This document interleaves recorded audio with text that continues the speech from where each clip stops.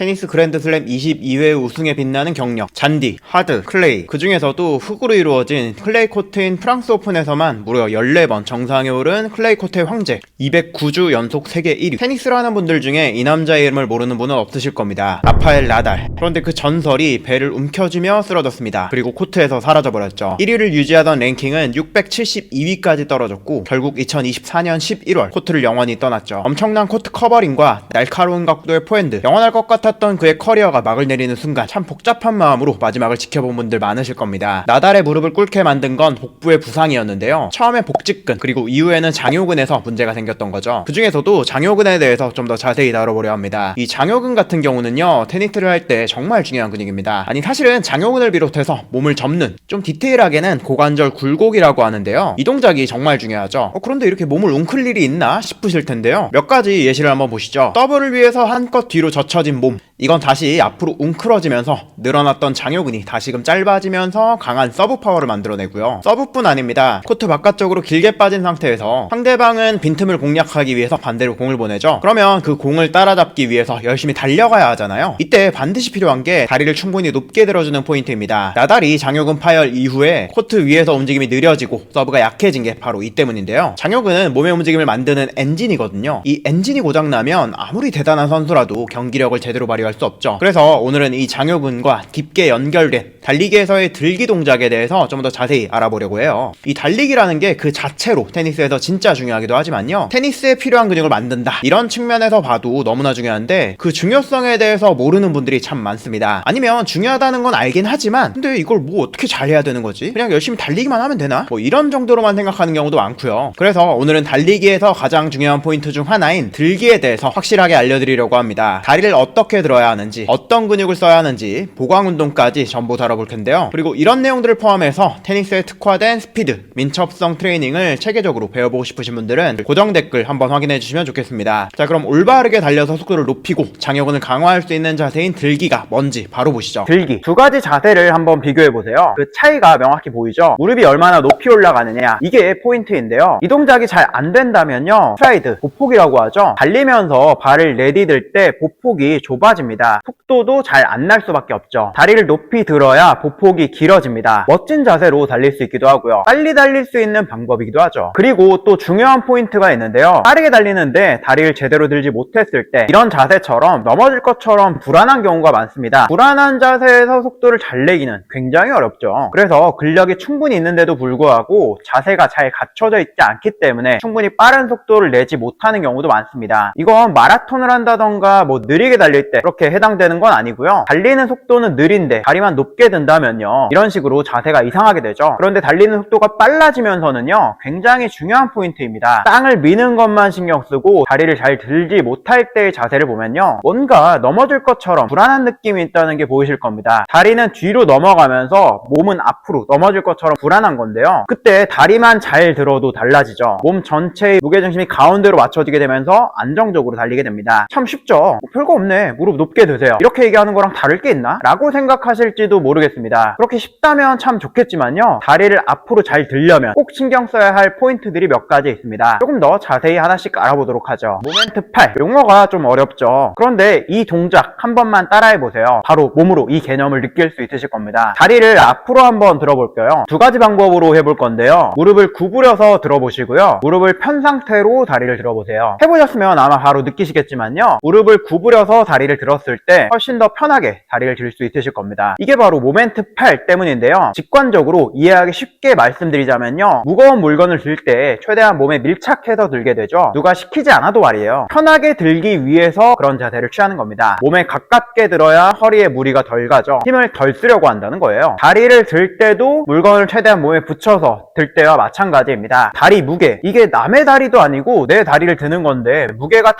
단시간에 달라질 일은 없어요. 또 갑자기 내 다리가 가벼워졌다거나 무거워졌다거나 그런 게 아니죠. 다리 무게 자체는 똑같습니다. 그런데요, 무릎을 구부려서 몸에 최대한 가깝게 두느냐, 무릎을 펴서 몸에서 멀리 떨어뜨려 두느냐, 그 정도에 따라서 다리를 드는 힘에 차이가 나게 되죠. 다리를 더 편하게 들 수 있다는 건요, 같은 힘을 썼을 때 훨씬 더 빨라질 수 있다는 이야기입니다. 그러니까 빨리 달리라고 이야기할 때 무릎 높게 들어, 이렇게 많이들 이야기하는데요, 그렇게만 이야기한다면요, 이런 식으로 다리를 들게 될 수도 있습니다. 힘은 열심히 쓰고 있지만 다리를 높게 높게 들고는 있지만 그렇게 빨라지지는 않는다는 거죠. 빠르게 달리기 위해서는 다리가 땅에서 떨어지는 순간에 무릎을 구부려야 합니다. 그러면서 무릎을 앞으로 높게 골반 높이 정도까지 충분히 들어줘야 하죠. 그러면 들기에서 신경 써야 할 근육은 뭐가 있을까요? 들기에서 신경 써야 할 근육, 다리가 땅에서 떨어진 순간 다리를 확 접는 포인트가 중요하고요. 그리고 그렇게 접은 다리를 무릎을 앞으로 높게 드는 포인트, 이 두 가지를 신경 써야 한다고 말씀드렸죠. 이때 중요한 근육들에 대해서 조금 더 디테일하게 알아보자면요, 크게 두 가지 근육들이 중요한 기능들을 담당합니다. 다리를 빠르게 접기 위한 근육들, 그리고 그렇게 접은 다리를 앞으로 높게 들기 위해서 사용하는 근육들, 그런 근육들 말이죠. 우선 발목부터 한번 살펴볼게요. 발목을 편 자세보다는 구부린 자세, 이 자세를 만들어줘야 하고요. 배측 굴곡이라고 하죠. 정강이 앞쪽 전경골근이라는 근육에서 그 움직임을 적절히 조절해줘야 하죠. 그 다음은 다리 뒤쪽에 있는 근육들인데요, 종아리, 그러면서도 무릎을 지나가는 근육인 비복근이 있고요, 무릎 뒤쪽에 있는 슬화근이 있습니다. 뒷벅지라고도 하는 햄스트링, 이 세 가지의 근육들의 기능이 굉장히 중요한데요, 아무래도 이 근육들은 평소에 제대로 못 쓰기 쉬운 곳이기도 하고요, 단순히 무릎을 구부린다, 이 부분을 제외하고서라도 중요한 부분이니까요, 달리기 할 때 보강 운동 열심히 해주시면 아주 좋습니다. 그리고 무릎을 접으면서 다리를 앞으로 드는 동작, 그 중간에 이 자세를 주목해보면요, 허벅지 앞쪽 스트레칭하는 이 자세가 연상되죠. 허벅지 앞쪽에 있는 대퇴 직근이라는 근육입니다. 이 근육이 잘 늘어나는 유연성이 있어야 하기도 하고요, 그뿐만은 아닙니다. 이 대퇴 직근은요, 무릎을 접으면서도 다리를 높게 드는 두 가지 측면에서 중요한 의미를 가지고 있습니다. 다리를 드는 고관절 굴곡을 할 때 핵심이 되는 근육은 장요근인데요, 이 근육 같은 경우는 조금 다릅니다. 90도 이상 높게 들었을 때 특히 주도적으로 많이 쓰이는데요, 특히 이 장요근 같은 경우는요, 어떻게 보면 좀 소외되기 쉬운 근육입니다. 스쿼트라던가 데드리프트, 이런 웨이트 운동에서도 잘 못 쓰기 쉽고, 달리기를 하더라도요, 좋지 않은 달리기 자세로는 잘 못 쓰기 쉬운데요, 그렇다고 해도 중요하지 않냐라고 하면 그렇지가 않아서 문제인 겁니다. 그렇게 못 쓰는 곳인 것에 비해서는 달리기를 할 때, 점프를 할 때, 심지어는 스쿼트나 데드리프트 같은 이런 웨이트 운동에서도 그 중요성은 사실 아무리 강조해도 부족하지 않은 근육이죠. 장요근에 대한 디테일한 이야기 모두 다 풀자면 한도 끝도 없을 테니까 이 정도만 하고, 나중에 기회가 된다면 장요근은 좀 더 자세히 다뤄보도록 할게요. 우선 이런 근육들이 중요하다, 그 정도만 이해하고 다음 파트로 넘어가 보도록 하겠습니다. 보강 운동, 지금 내용부터는 그냥 보면서 따라만 해보세요. 4가지 운동을 준비해봤는데요, 이 운동만 하고 나서 자세 크게 신경 안 쓰고 그냥 달려도요, 동작이 크게 되면서 멋진 자세로 속도도 더 빨라지실 겁니다. 첫 번째, 힐 워킹입니다. 뒤꿈치로만 땅을 디디면서 걸어보세요. 정강이 앞쪽 전경골근, 이 부분에 힘이 잘 들어오는지 체크해보세요. 발 앞쪽이 그냥 바닥에서 떨어진 정도로만 살짝만 들고 유지해도 되지만요, 발끝을 최대한 높게 유지하면서 가능하면 발끝을 높게 들어주세요. 그래야 훨씬 더 강력한 운동이 될 수 있습니다. 두 번째 운동, 체전굴, 상체를 숙이는 스트레칭으로 많이들 알고 계실 겁니다. 앞으로 조금씩 움직이면서 한 발씩 앞으로, 상체는 위아래로 조금씩 튕겨주면서 30m만 앞으로 움직여 볼게요. 허벅지 뒤쪽에서부터 무릎 뒤쪽 종아리까지 이 근육들이 스트레칭 되면서 상당히 힘이 많이 들어오는 걸 느낄 수 있을 거예요. 상체를 약간씩 반동을 주면서 숙여주시고, 상체가 내려가는 타이밍에 맞춰서요, 앞으로 간 무릎을 좀 더 쫙 펴주는 게 포인트입니다. 지금 말씀드린 동작은 무릎을 구부리는 근육들을 반대로 늘리면서 스트레칭 겸 운동을 해보는 건데요, 실제로 무릎을 접는 동작을 빠르게 해서 보강 운동을 해본다면요, 백피치, 이 동작은요, 무릎을 뒤로, 뒤꿈치로 엉덩이를 차줄 겁니다. 왼발과 오른발 그냥 개수만 채워도 좋긴 한데요, 허벅지 앞쪽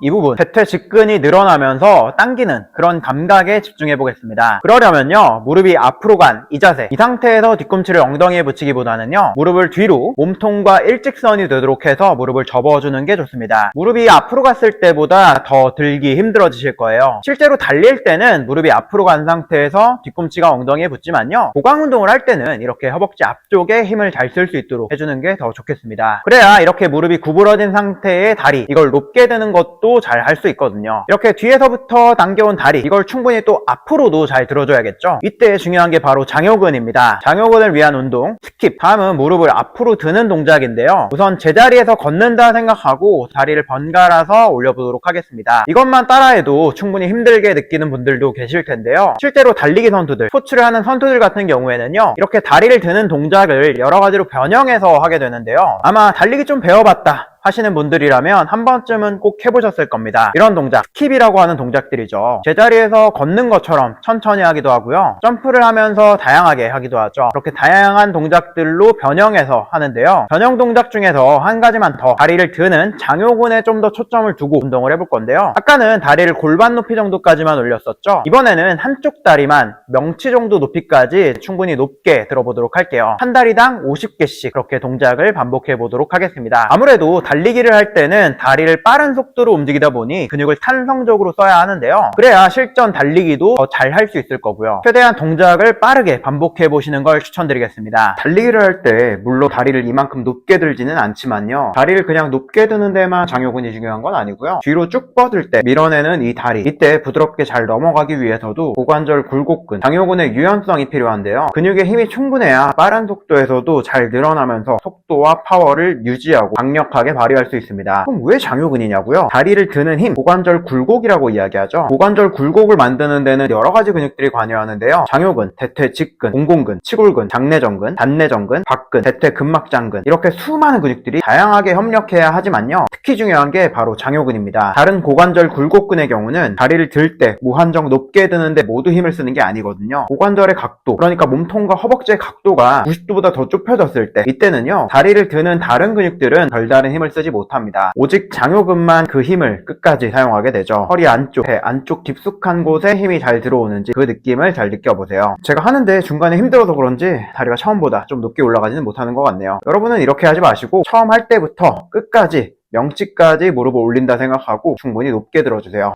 내용을 정리해보도록 하겠습니다. 이전 영상에서 설명드린 다리로 땅을 강하게 밀어내는 포인트, 거기에 더해서 오늘 말씀드린 다리를 앞으로 드는 동작, 이것만 잘 해도요 사실 굉장히 빠른 속도가 만들어집니다. 특히 달리기에 대한 고민을 하는 분들이 많이 하는 말씀들 중에서요, 달리기가 느린 건 아닌데 자세가 좀 엉성한 것 같아요, 이렇게 이야기하는 경우도 많죠. 자세를 좀 이쁘게 만드는 데도 도움이 많이 되고요. 그렇게 좀 빠른 속도에 욕심을 내시는 분들이시라면요, 땅을 잘 밀고 또 잘 들기만 해도 상당히 많이 빨라지실 겁니다. 그런데요, 100m 이하의 초단거리 달리기, 테니스, 이런 것들, 달리기가 기반이 되는 스포츠들 있죠. 이런 상황에서 달리기는 좀 다릅니다. 이 두 가지만 신경 써서는 부족하죠. 발을 훨씬 더 빠르게 움직여야 하는데요, 단순히 발 빨리 움직이세요 이렇게만 이야기해서는 안 되고요. 다음 포인트인 이것을 잘 신경 써야 합니다. 그 얘기는 다음 영상에서 바로 이어서 설명드리죠. 사실 그냥 앞으로 빠르게 달리는 것 외에도 테니스에서 중요한 좌우로의 움직임, 뒤로 물러나는 거라던가 빠르게 멈추는 등 테니스 특화된 스피드와 민첩성부터 아주 디테일하게 알려드리고 있는데요. 궁금하신 분들은 고정 댓글 내용 확인해 주시고요. 이번 영상 재미있게 보셨다면요, 앞으로도 여러분들의 테니스 실력 향상에 도움이 될 내용들 많이 공유 드릴 테니 구독 눌러주세요. 그럼 영상 끝까지 봐주셔서 감사합니다.